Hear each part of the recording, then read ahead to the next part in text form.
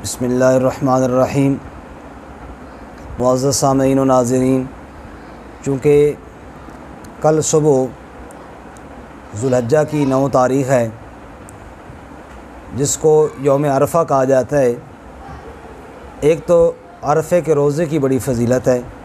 जनाब रसूलुल्लाह सल्लल्लाहु अलैहि वसल्लम ने इरशाद फ़रमाया, मुझे अल्लाह से उम्मीद है कि जिसने अरफ़े का रोज़ा रखा, अल्लाह करीम उसके 2 साल के गुनाहों को माफ़ फ़रमाएंगे। एक तो इसका एहतमाम किया जाए। दूसरा, अयाम तशरीक़ में तकबीरात तशरीक़ पढ़ी जाती हैं, यानी कल फ़जर की नमाज से हर नमाज के बाद एक मरतबा ऊंची आवाज़ से तकबीर पढ़ना वाजिब है। तकबीर के अल्फाज ये हैं, अल्लाहु अकबर, ला इलाहा इल्लल्लाहु वल्लाहु अकबर वलिल्लाहिल हम्द। इस सिलसिले में एक दो गुजारिशात ये हैं कि बाद साथी जो जमात के साथ नमाज़ पढ़ते हैं वो तो पढ़ लेते हैं, लेकिन जिनकी नमाज जो अलग पढ़ते हैं या रकातें रह जाती हैं, वो अक्सर इसमें गफलत करते हैं और उनसे रह जाती हैं, बाद में नहीं पढ़ते।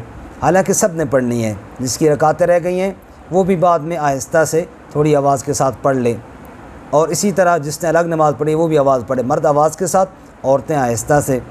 और घरों में जो औरतें नमाज़ पढ़ती हैं और यकीनन उनको एहतमाम तो होता होगा, लेकिन बाज़ दफ़ा भूल जाती हैं, अल्फाज बाज़ दफ़ा याद नहीं रहते, बाज़ दफ़ा याद हो नहीं पाते बाज़ बुज़ुर्ग औरतों से।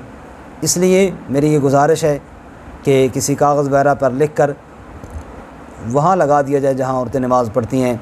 औरतें भी नमाज के बाद तकबीरात का एहतमाम करें, मर्द भी एहतमाम करें। अल्लाह सबको अमल की तौफ़ीक़ अता फ़रमाए। व आख़िर दावाना अनिल हम्दुलिल्लाहि रब्बिल आलमीन।